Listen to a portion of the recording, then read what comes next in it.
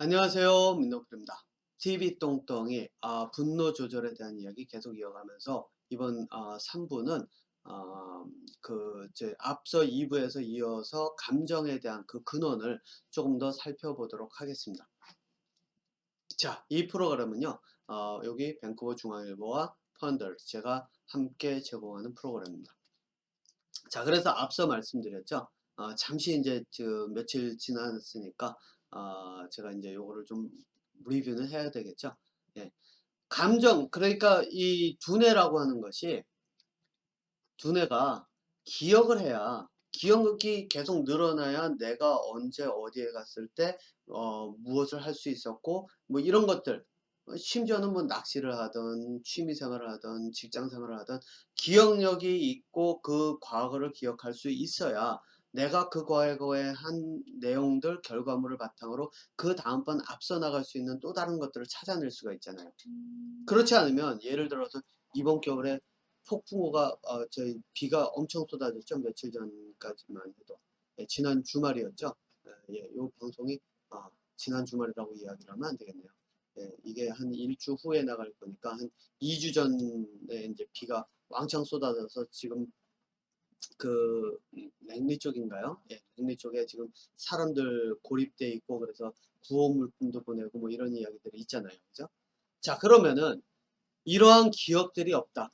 뭐 기억이 안 되기 때문에 이제 기록도 들어가요. 기록도. 기록은 말 그대로 이제 기록이 있어야 좀 더 구체적인 것들을 정보를 처리를 하니까 그런 거고, 일단 여기서는 기록은 빼고 기억으로만 이야기를 할게요.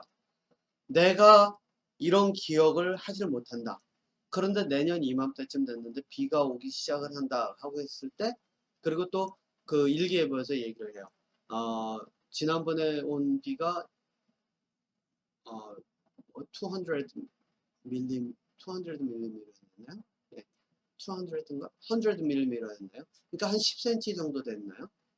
그랬던 걸로 기억이 나는데 10cm가 좀 넘었나? 어쨌든 그럼 그 비가 온다고 예보가 되면 이 기억이 없으면은 결국은 내가 준비를 못 해요. 그러면 작년에 이랬었는데 이거를 기억을 하고 있으면 그래 작년에 이때 이랬었으니까 내가 지금 이거를 어떤 식으로 준비를 하지? 라고 준비를 할 수가 있는데, 그게 아니라 작년에 기억이 없어요. 아, 비가 왔는데 10cm 뭐 작년만 하겠어. 뭐 괜찮겠지 뭐. 그랬는데 똑같은 일이 벌어지면 똑같은 일을 반복하게 되죠. 예. 그래서 기억이라고 하는 것은 굉장히 이 생존에 있어서 큰 역할을 할 수밖에 없는 거죠. 기억이 늘어야 생존의 확률이 늘어나요. 자, 그런데 기억을 하는 방법으로 뭐가 있다 그랬죠? 지난번 그 TV 똥똥이에서 제가 말씀드린 게 이제 그거죠.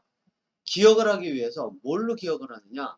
원인을 직접 본 것을 그대로 기억에 담기가 어렵기 때문에 어떻게 하느냐? 요거를 색깔을 바꿔서 한번 해볼게요. 요거 감정이에요. 감정.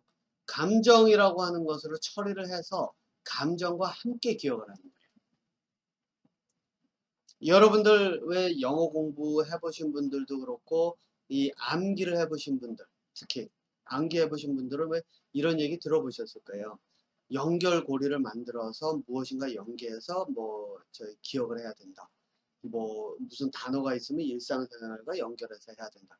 뭐 그래가지고 제가 예전에 그 기억나는 영어 교재 중에 하나가 꼬리에 꼬리를 무는 영어. 그래가지고 요거는 뭐랑 연결하고 요거는 뭐랑 연결하고 이렇게 돼 있죠. 자, 이런 두뇌 능력, 이렇게 하면 사실상 기억력은 조금 더 늘어요. 그건 사실이에요.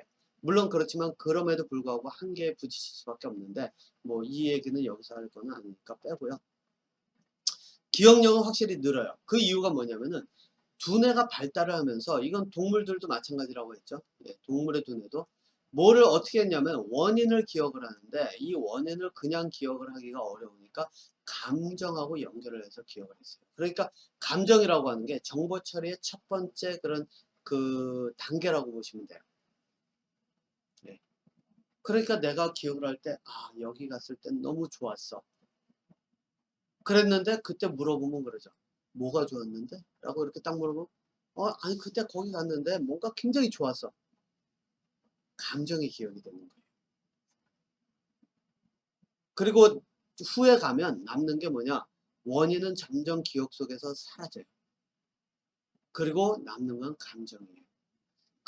그렇기 때문에 나이가 드신 분들이 왜 이런 거 있죠? 이렇게 어린 시절 추억하면서, 그때 참 괜찮았는데, 그때 들에서 뛰어놀고 괜찮았는데, 들에서 뛰어놀았다 원인들 기억을 하죠. 감정과 함께 기억을 하죠. 그런데 감정이 없으면 어떻게 될까요? 원인도 기억이 안 돼요. 네. 원인도 기억이 안 돼요.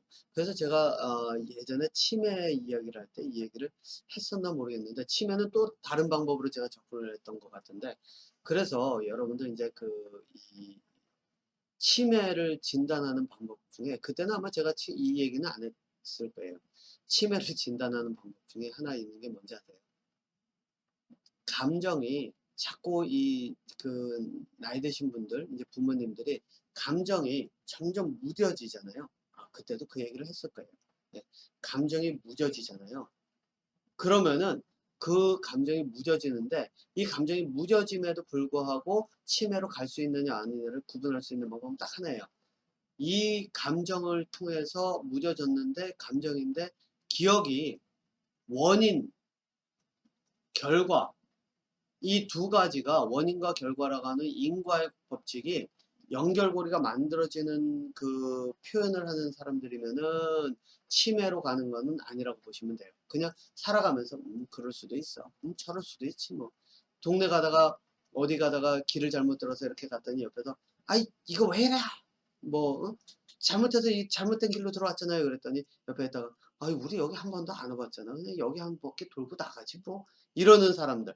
이거는 치매로 가는 그런 부분이 아니에요. 왜냐하면 내가 대응을 할 때 왔다 안 왔다가 아니라, 대응을 할 때 감정으로 대응하는 것이 아니라, 그냥 안 왔던 곳이니까 이 동네에 뭐가 있는지 한번 살펴보자 라는 식으로 접근을 하잖아요.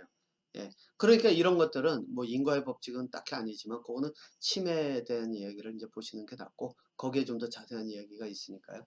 예. 인과의 법칙은 이제 그 얘기는 아니지만, 어쨌든 이렇게 접근하는 사람들은 치매로 가는 과정이 아닐 가능성이 좀 큰 쪽으로 보셔도 상관없어요.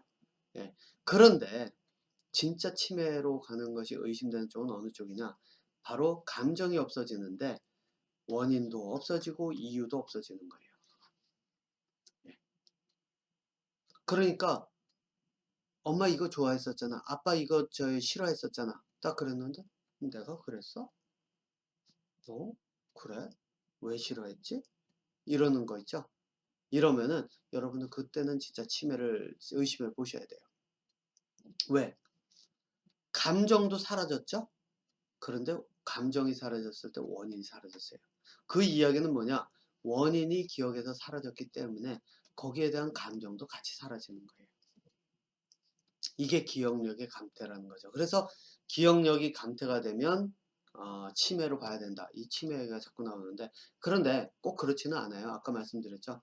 이 기억이라고 하는 거는 이 기억에도 두 가지 종류가 있기 때문에, 예, 여러분들 이제 이 모든 기억을 잃어버린다고 모든 것이 그렇게 따지면 저는 치매 옛날에 됐어야 돼요. 저는 어제 한 일도 기억이 없는데 그러면은 그렇게 따지자면은 야 너는 저희 술 많이 먹더니 알코올 섭취임에 벌써 왔구나 이렇게 돼야 되죠. 네. 그런데 기억에도 두 종류가 있어요. 그걸 구분하는 것은 제가 여기서 이제 이야기를 할 건 아니고, 뭐 이번 주제가 이 감정을 조절하는 방법, 분노 조절에 대한 거니까요. 자, 이러한 감정은 동물, 두뇌를 가진 동물이죠. 동물들의 공통적인 특징이에요. 여기서 동물이라고 하면 인간도 포함을 하죠. 예. 그래서 그러면은 여러분들 아마 이렇게 생각하시는 분들이 있을 거예요. 아니, 인간이라고 하면 동물들이 죽어나가면은 불쌍함을 느끼고 구해줘야 되고 이런 감정이 있어야 되지 않는가? 그쵸?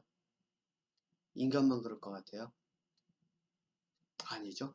개들도 보면은 무엇인가 빠져 있으면 구해줄 때 있어요. 원숭이들도 그러고요. 네. 그렇기 때문에 이런 측은지심이나 이런 것들이 인간만의 그런 고유한 감정이 아니에요. 그래서 감정은 두뇌가 있는 동물들의 공통점이에요. 자, 그러면은 여러분들 여기서 이제 아마 이런 생각을 하실 거예요.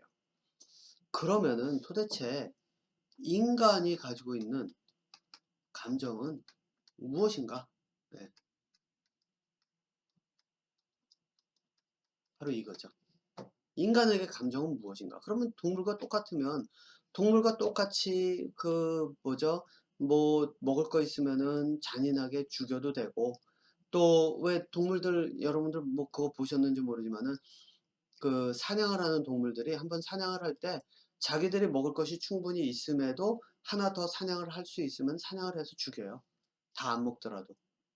그리고 곰 같은 경우 뭐 이거는 다큐멘터리에서 이미 알려진 거기 때문에 여러분들 한번 보시면 알 거예요. 곰 같은 경우 잡아 가지고서는 연어 잡잖아요. 그러면 껍질이나 뭐 이렇게 좀 영양가가 많은 부분만 뜯어먹고 나머지는 버려요. 그리고 잡아서 놀다가 죽이고 버리고 그냥 가요. 그러면 이런 상태로 보면은 인간의 관점에서 이렇게 보면은 '아 먹지도 않을 걸 저렇게 죽이게 되나.' 그런데 사실상 그것 또한 걔네들의 생존 방식이에요. 왜냐면 사냥하는 방법을 계속 익혀 놓질 않으면, 그리고 발달시켜 놓지 않으면 다음번에 내가 사냥을 해서 먹을 것을 잡을 수 있을 가능성이 있을지를 보장이 안 되는 삶을 사는 게 동물이잖아요. 그러니까 동물들이야말로 미래가 정해지지 않은 삶을 살아요. 인간들은 오히려 미래가 정해진 삶을 살죠. 이게 인제 지식 때문에 벌어지는 현상인데, 예, 요거는 제가 나중에 뭐 또 따로 주제를 해 가지고 왜 이런 현상이 벌어지는지, 그리고 미래를 보장받는 대신에 내가 잃어버린 게 무엇인지에 대한 이야기는 인제 그때 가서 이야기를 하도록 하고요. 요거는 제가 지금 그 글로도 쓰고 있는 게 하나, 책으로도 인제 제가 지금 그 영문으로 내놨던 논문하고 이런 것들을 종합해서 한글로 종합해서 아예 책을 내려고 생각 중이거든요. 네, 그러면 좀 책의 단위도 좀 커지고 여러 가지가 종합이 돼서 한 번에 이제 볼 수 있는 그런 것들을 만들려고 하는데, 어쨌든 그런 거는 이제 따로 이야기를 하고요. 자, 그렇기 때문에 이제 여기서 여러분들이 이제 아마 이 생각을 하실 거예요. 그러면 인간으로서 감정, 인간에게 있는 감정은 동물과 똑같으면은 인간은 인간으로서 가치가 없는 것인가? 인간에게 감정이라고 하는 것은 도대체 어떤 의미가 있는가? 라는 생각을 하시게 될 거예요. 그쵸? 예. 그 이야기를 이제 이게 3부죠. 4부에 이어서 계속 이어가도록 하겠습니다.